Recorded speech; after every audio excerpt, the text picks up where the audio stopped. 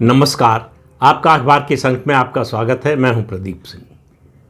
संसद के बजट सत्र का दूसरा भाग आज से शुरू हुआ, यानी 9 मार्च से।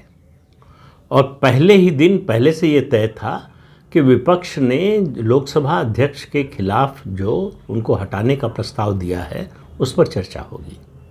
वैसे भी नियम और परंपरा यह है कि अगर अध्यक्ष को हटाने का प्रस्ताव दिया है विपक्ष ने और वो प्रस्ताव मंजूर हो गया है चर्चा के लिए, तो सबसे पहले सारे काम स्थगित करके सबसे पहले उस पर चर्चा होगी। ये विपक्ष के हाथ में एक बड़ा हथियार था, सरकार को घेरने का, लोकसभा अध्यक्ष को कटघरे में खड़ा करने का। इसीलिए सत्र के पहले भाग में कांग्रेस पार्टी के नेतृत्व में सारे विपक्ष ने, लगभग सारे विपक्ष ने ये प्रस्ताव दिया था। उस समय तृणमूल कांग्रेस इसमें शामिल नहीं थी, लेकिन अब वो भी शामिल हो गई थी। ये विपक्षी एकता का सबसे बड़ा प्रदर्शन हो सकता था, लेकिन कांग्रेस पार्टी और उसके साथी दल तो मैदान छोड़कर भाग खड़े हुए। सदन की कार्यवाही शुरू हुई तो राज्यसभा में विदेश मंत्री एस जयशंकर ने अमेरिका इजराइल की जो लड़ाई है ईरान से और खाड़ी देशों पर उसका जो असर हो रहा है, उसकी वजह से भारत पर जो असर हो रहा है, उस पर एक बयान दिया।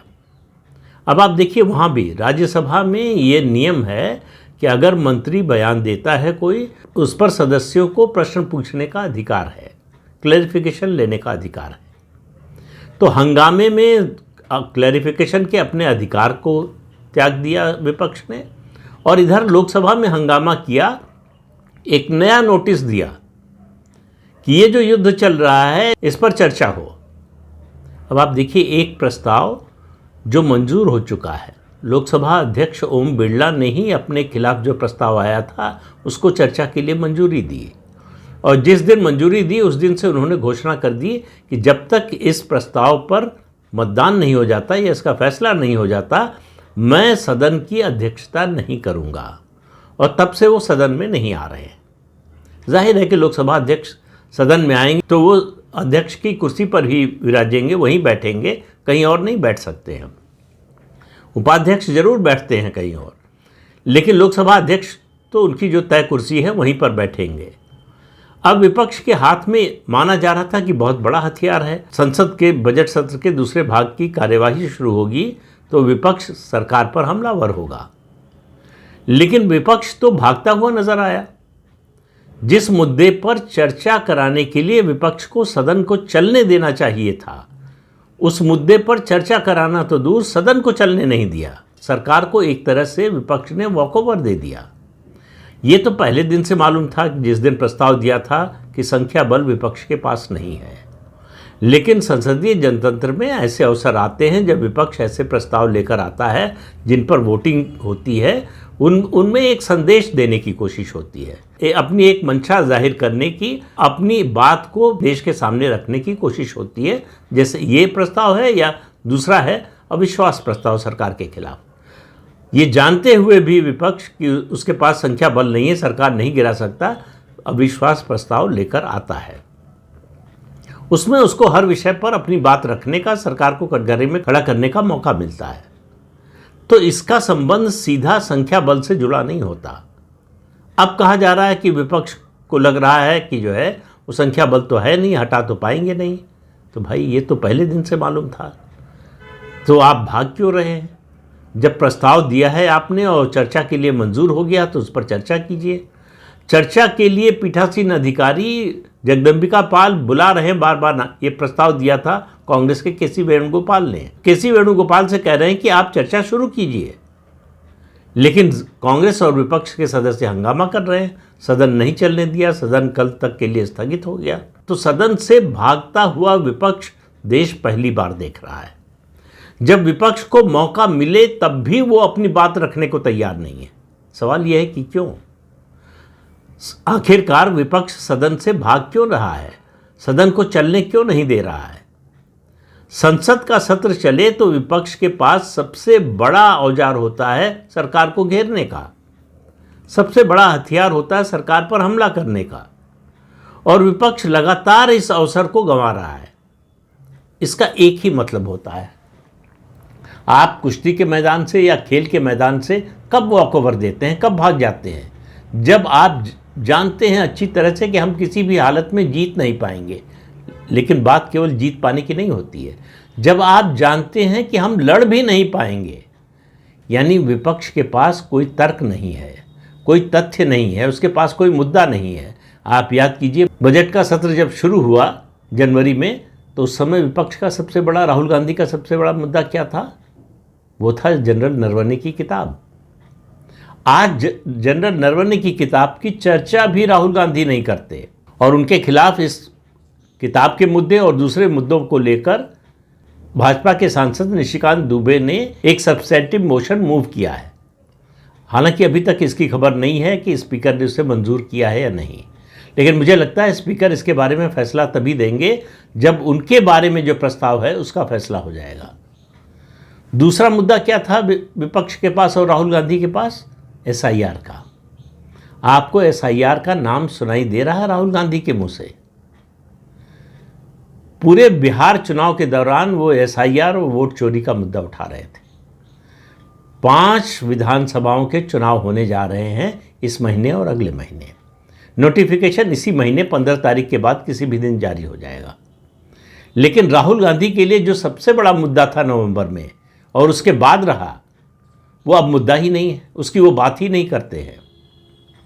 इससे पता चलता है कि वो ऐसे मुद्दे उठाते हैं जिनका कोई आधार नहीं होता, खोखले मुद्दे उठाते हैं। उनके पास उस मुद्दे को उठाने के लिए उस पर बोलने की कोई तैयारी नहीं होती।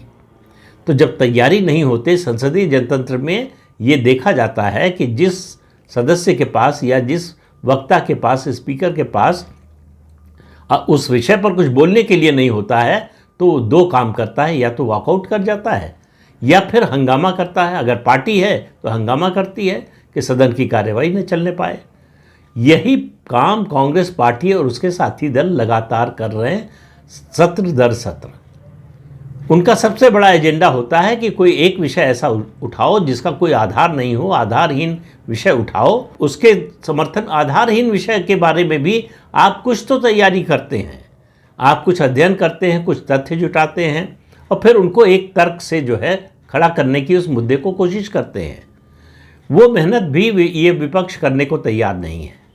तो कुछ बोलने को नहीं है तो हंगामा करो, सदन की कार्यवाही चलने मत दो और बाहर निकल कर कहो कि हमको तो बोलने नहीं दिया जा रहा है। जब बोलने का मौका मिले तो हंगामा करो, सदन को बाधित करो, नारेबाजी करो, तख्तियाँ दिखाओ, कागज़ फाड़कर पीठासीन अधिकारी के ऊपर फेंको। ये है विपक्ष का पूरा संसदीय जनतंत्र का उनका सिद्धांत। उनके हिसाब से संसदीय जनतंत्र के यही मायने हैं। तो ये पहली बार हो रहा है कि चर्चा से विपक्ष भाग रहा है।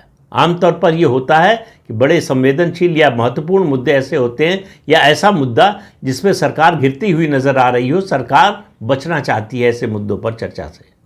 सरकार कह रही है कि हम चर्चा करने को तैयार हैं। संसदीय कार्य मंत्री किरण रिजिजू ने आज संसद में खड़े होकर कहा कि भाई विपक्ष ने एक प्रस्ताव दिया है, उस पर हम चर्चा के लिए तैयार हैं, विपक्ष चर्चा शुरू करे। तो विपक्ष चर्चा क्यों नहीं करना चाहता? उसी का प्रस्ताव है, प्रस्ताव मंजूर हो चुका है चर्चा के लिए, तो फिर आप उस पर बोलना क्यों नहीं चाहते? अगर आप उस पर बोलेंगे तो 2 चीज़ें होंगी। एक, खुद एक्सपोज हो जाएंगे कि आपके पास दरअसल कुछ कहने के लिए है नहीं, कोई तर्क नहीं है, कोई तथ्य नहीं है, कोई तैयारी नहीं है, कोई ऐसी बात नहीं है जिससे आप सरकार को या लोकसभा अध्यक्ष जिनके खिलाफ आप प्रस्ताव लाए हैं उनके खिलाफ बोल सके। दूसरी बात ये होगी कि फिर आपको विक्टिम कार्ड खेलने का मौका नहीं मिलेगा। फिर आप सदन से बाहर निकलकर ये नहीं कह पाएंगे कि हमको बोलने नहीं दिया जाता। तो विपक्ष का एक ही नैरेटिव है कि संसद का सत्र चले तब ये एजेंडा बनाओ कि हमको बोलने नहीं दिया जाता। तो जब बोलने दिया जाता है तो बोलो मत। सरकार चर्चा के लिए तैयार हो जाए तो चर्चा करो मत। प्रस्ताव दो, प्रस्ताव चर्चा के लिए मंजूर हो जाए तब भी मत बोलो। सदन में चर्चा हो रही हो राष्ट्रपति के अभिभाषण पर, धन्यवाद प्रस्ताव पर, तो उस पर बोलने के अलावा सब कुछ और सब मुद्दों पर बोलने के लिए तैयार है।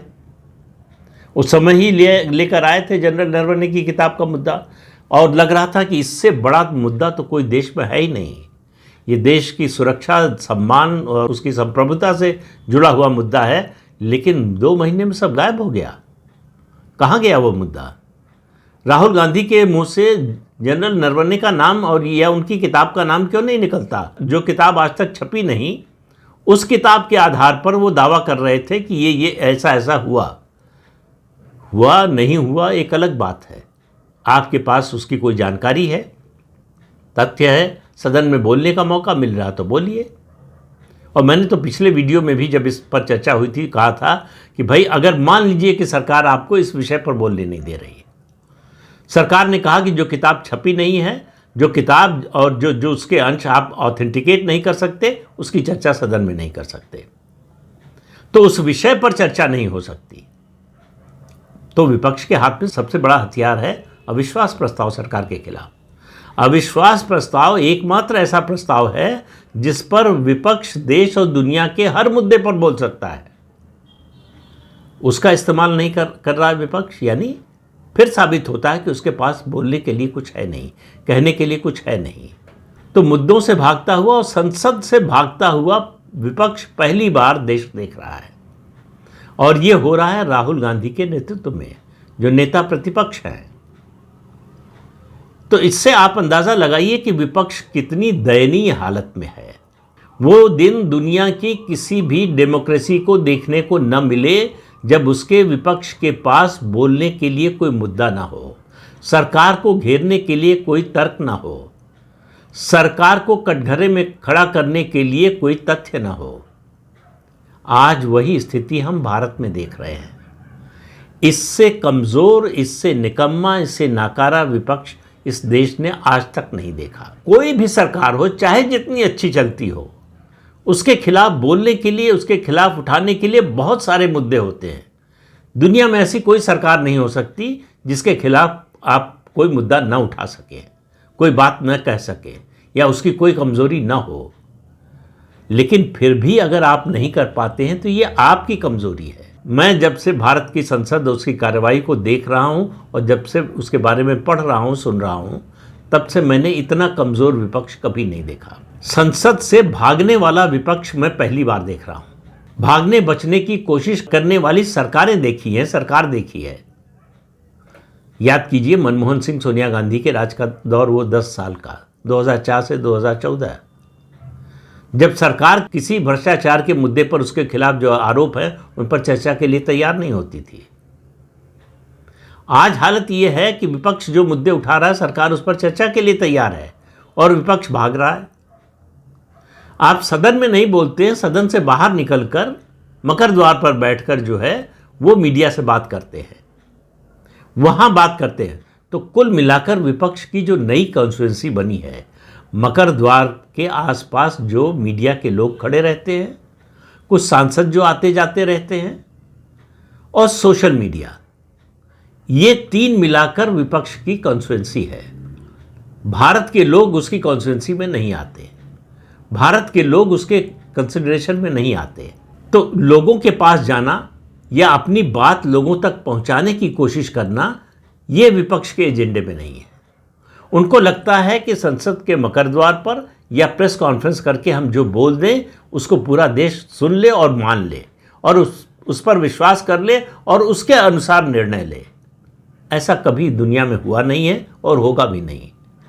तो ये जो दिन में सपने देख रहे हैं राहुल गांधी और उनके साथी, वो तो कभी सच होने वाला नहीं है। लेकिन ये दुर्भाग्य की स्थिति है भारत के संसदीय जनतंत्र के लिए। ये भले ही इससे भाजपा का फायदा हो रहा हो, लेकिन देश का बहुत बड़ा नुकसान हो रहा है, और ये नुकसान दुर्भाग्य से विपक्ष कर रहा है, जिसकी संवैधानिक जिम्मेदारी है सरकार को कटघरे में खड़ा करना, हर समय सरकार से सवाल पूछना, सरकार की गलतियों को उजागर करना, सरकार की कमियों को लोगों को बताना। तो ये विपक्ष तो ऐसा है जो अपनी कमी बता रहा है पूरे देश को, अपनी कमजोरी दिखा रहा है पूरे देश को। अब ये कह सकते हैं कि दुर्भाग्य की बात है कि 2029 तक इस विपक्ष को, देश को बर्दाश्त करना पड़ेगा। तो इस अंक में इतना ही। अगले अंक में फिर मिलेंगे किसी नए मुद्दे के साथ। तब तक के लिए अनुमति दीजिए। आपसे अनुरोध है कि चैनल देखिए, शेयर कीजिए, लाइक कीजिए और सब्सक्राइब जरूर कीजिए। नमस्कार।